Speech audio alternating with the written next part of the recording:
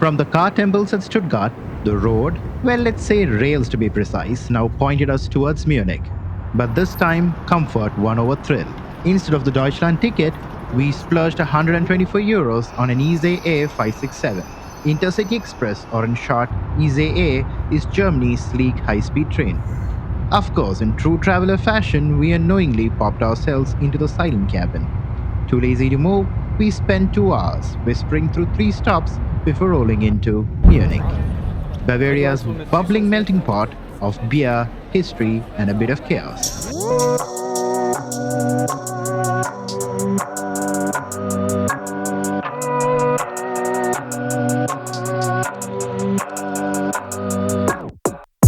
Pull up with the flow that's mad, pull up with the flow that's crazy. Do it so good that's sad, yeah. Cut out the talk, just pay me. On my shop, I say I'm Chan, yeah, that's amazing. Nice to meet you, man, yeah. Gotta rush off, it's crazy, yeah, it's crazy, yeah, it's crazy, yeah. You know this world is mad, it's crazy, yeah, it's crazy. So we have reached our hotel in Munich. It's something called Cocoon Sachet or something like that. So it's called Cocoon. It's apparently a brand here. And we have the room. The room's at the attic of this hotel. So it is literally the attic of this hotel. And that's the bed. And we also have a place to sit, read a book, work on a laptop. This, I find it very interesting. The first time I'm also staying in the attic. We paid around in INR around 9,000 for this room, which is pretty cheap considering it's at the center of Munich. The only downside for this room is we had to climb a fleet of stairs to reach this place because the lift doesn't come all the way up to the attic. But the toilet seems to be well equipped. And see the toilet. Yeah. A fair toilet as well.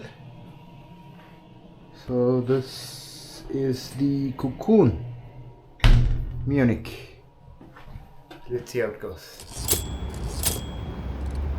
It's 8:30 on a Monday morning in Munich, and our stomachs have only one mission: a traditional Bavarian Schmalznudel breakfast at the much-loved Café Frischhut. But in our 17-minute walk towards fried dough glory, something unexpected stops us in our tracks. Towering ahead is a monolithic structure, a massive block of stone of sorts, about 25 feet tall, crowned with a shimmering glass cube. At first glance, it looked like some giant abstract sculpture dropped into the middle of Munich. But no, it is the Ohel Jakob Synagogue, the city's main synagogue, inaugurated in 2006. Its design speaks in symbols. The heavy stone base stands for permanence and resilience, while the glowing glass cube above recalls the tent of Jakob, a reminder of a community once forced into exile. And in Munich, the symbolism hits especially hard. The city's original synagogues were destroyed under the Nazis, and its Jewish community was almost erased during World War II. This new building rises as both a house of faith and a quiet defiance against forgetting. After a moment of reflection, we moved on, because even powerful landmarks have to share the stage when Bavarian pastries are calling. One of the restaurants here is our place. I guess I found it. The shop with the wooden front, the wooden doors. That definitely looks old. Café Frischhut. This is where we want to come. Let's get in and find out.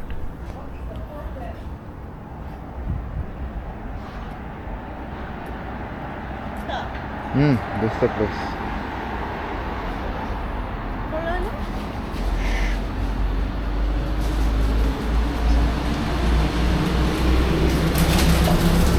Hello. 9 o'clock. 9 o'clock. 9 o'clock. We'll wait. It was what, 17 minutes walk from the place that we stayed. But we have fun that it was 17 minutes walk. I thought it was 9 o'clock only when she told me not 9, and then I realized there's still a couple of more minutes to go. Beautiful, beautiful city, Munich. I really loved it. Mm. 1, 2, 1, 2, 3, 4.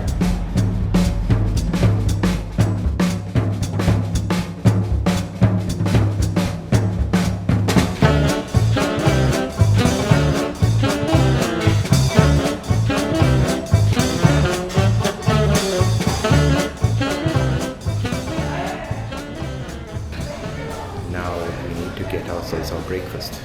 There's a lot of build-up for this area, for this place. So let's see. There's apparently a couple of German bakes that is a must-have from this place. Place looks fantastic. It's got a very cute vibe, and there's apparently a lot of eating area. So I guess this place can get crowded and can accommodate a lot of people. What happened? No, I just stand here. Menu. See the menu here. What are the menus? Just At this 1974 cafe where the menu has just 5 items, there is really no room for debate. So we took the only logical route, order one of everything, all paired with coffee. Sugar. I think I'll start off without sugar just to know how the coffee fundamentally tastes like.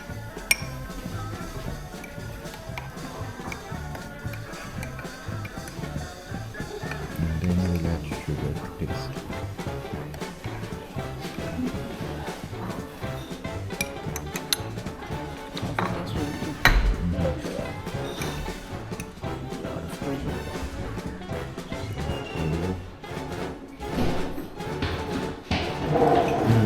No need for sugar.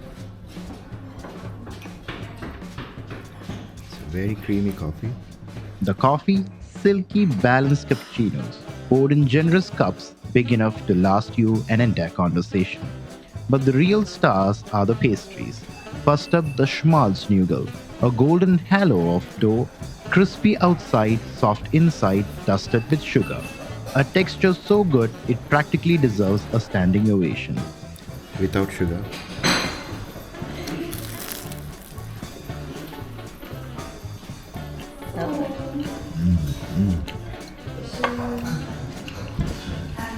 It's a very flaky bread that's fried, and the batter is so good.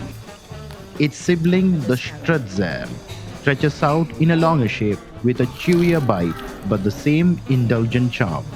Then came the Krampfen, a fluffy bun stuffed with warm apricot marmalade that oozes out like sweet sunshine.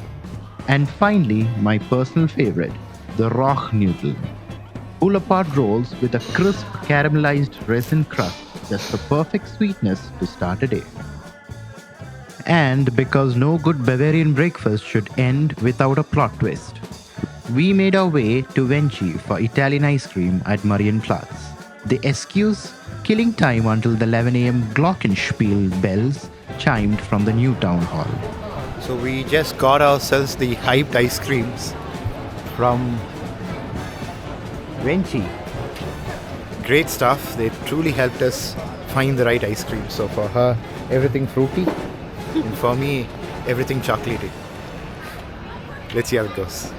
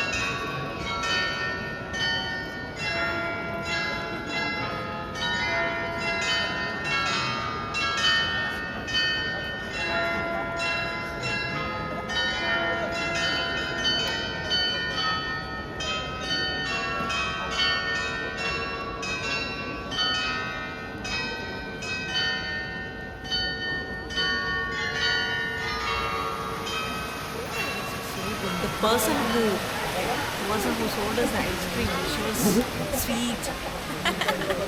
Yeah, she's sweet because she gave us 2 spoons extra.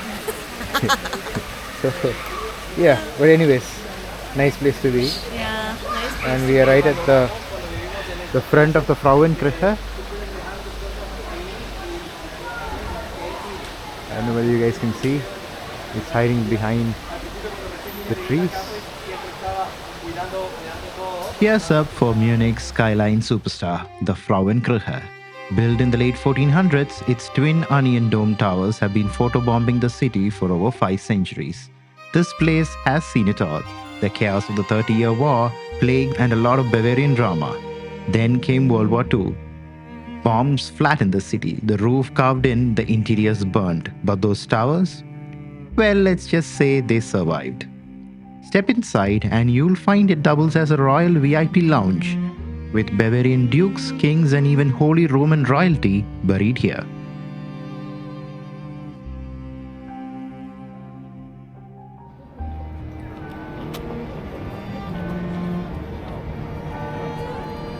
We're at the Max Josef Platz.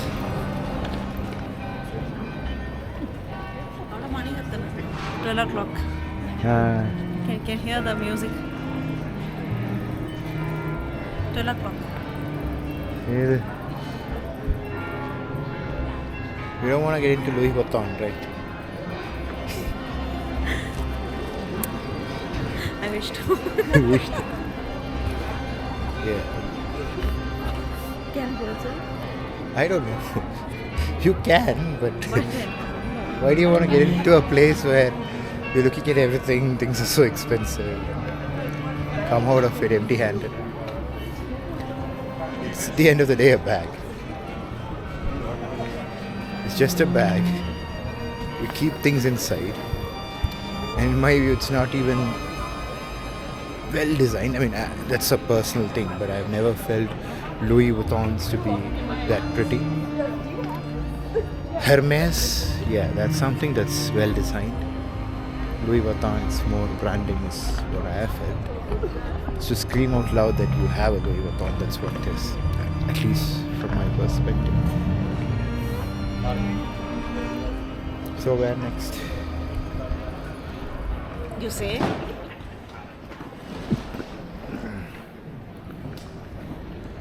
Munich Residenz it is. Oh.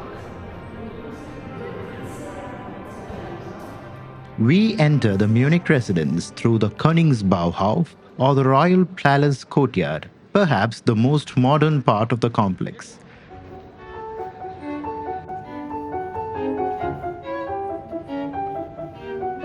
Built in 1825 by King Ludwig I, the addition, along with the facade facing the Max-Josef-Platz, draws inspiration from Florence's Palazzo Pitti, a little slice of Italy right at the heart of Bavaria. Ludwig I was a king known for his love for art, architecture, encouraging the industrialization of Bavaria, shaping Munich into a cultural capital, and also the one who levied beer tax that led to the beer riots in Bavaria. As we move through the residence, the layered architecture tells a story stretching back to 1385, when the Wittelsbach, the ruling family of Bavaria, decided that living like commoners inside Munich's medieval walls simply won't do. They built a fortified castle just outside the city, equal parts defense and royal flex. The imperial courtyard, transformed by Duke Maximilian I in the early 1600s, is the Renaissance gem. Italian-inspired arcades, symmetrical facades, and grand proportions designed to make any visiting dignitary feel just a little smaller. Maximilian I was one of Bavaria's most powerful rulers, consolidating the duchy and shaping its cultural and political influence. Next, the fountain courtyard offers a peaceful, photogenic escape. At its center, a bronze statue of Duke Otto I, the first Wittelsbach ruler of Bavaria, crowns a Renaissance fountain. Otto I laid the foundation for the family's rule in the region. The chapel courtyard is quieter, more contemplative, with facades hinting at the residence's spiritual heart. Ceremonial processions once added rhythm and ritual here, another layer in this living architectural story. What's truly amazing about the residence is how it's essentially a layer cake of history. Renaissance elegance, Baroque grandeur, Rococo flair, and neoclassical balance, all stacked together as Munich grew in power, taste, and style over 5 centuries.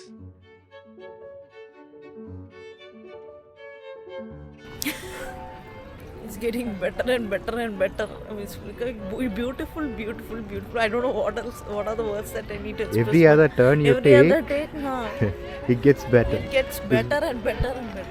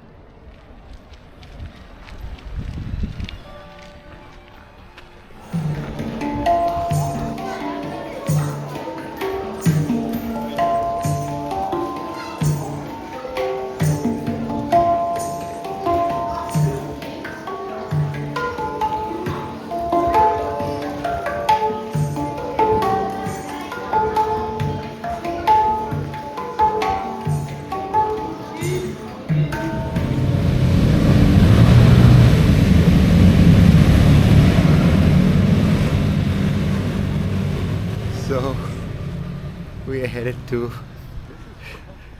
the English Garden here in Munich. Why is it called English Garden? Any idea? I have to Google that up. It's a theater. Guess once we make the turn and walk forward, we should ideally see the English Garden anytime soon. We have finally reached the English Garden. Isn't it beautiful? I've seen people skiing on this water. I've seen that once in one of the videos on YouTube. But today there's no one doing that. Crazy stuff. But still, English Garden. I always wanted to come here.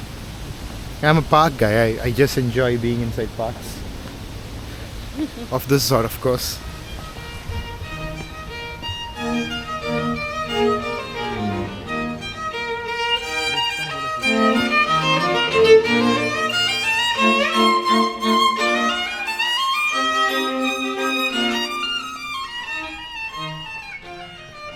Englischer Garten, one of the largest urban parks in the world, even bigger than the New York's Central Park.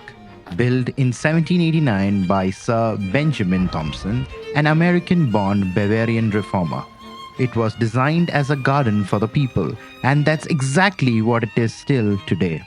Here you can stroll along leafy trails, lounge by Isar, or watch surfers riding the wave at the Eisbach River. Yes, surfing, right in the middle of the city. The park blends nature, history, and everyday life, making it the perfect escape in the heart of Munich.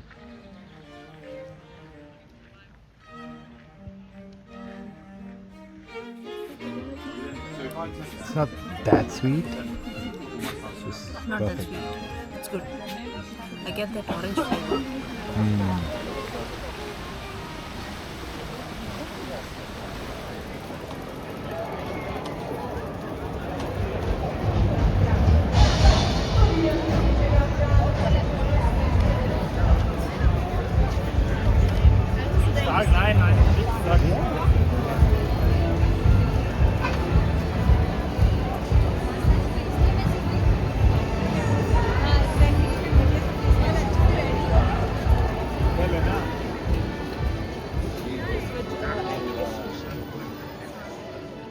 Heading back to the city for our next and probably last stop, we land at the Viktualienmarkt, Munich's bustling food paradise.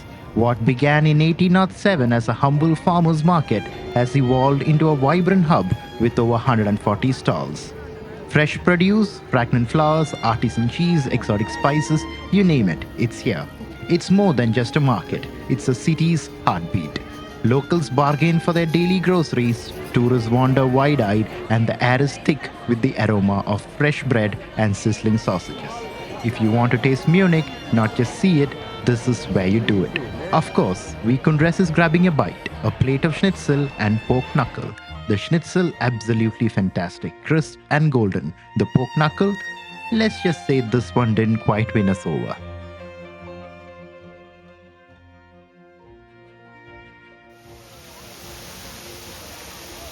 So here's the big question. Who is Munich for? Honestly, everyone. It's almost impossible to hate the city. If you're into history, architecture, food, wine, or even cars, Munich has something that'll leave you with memories you'll carry home. And if outdoors call your name, just hop on a train. In an hour, you could be hyping the Zugspitze or soaking in the breathtaking beauty of Königssee. Munich is one of those rare cities you simply can't go wrong with, no matter what kind of traveler you are.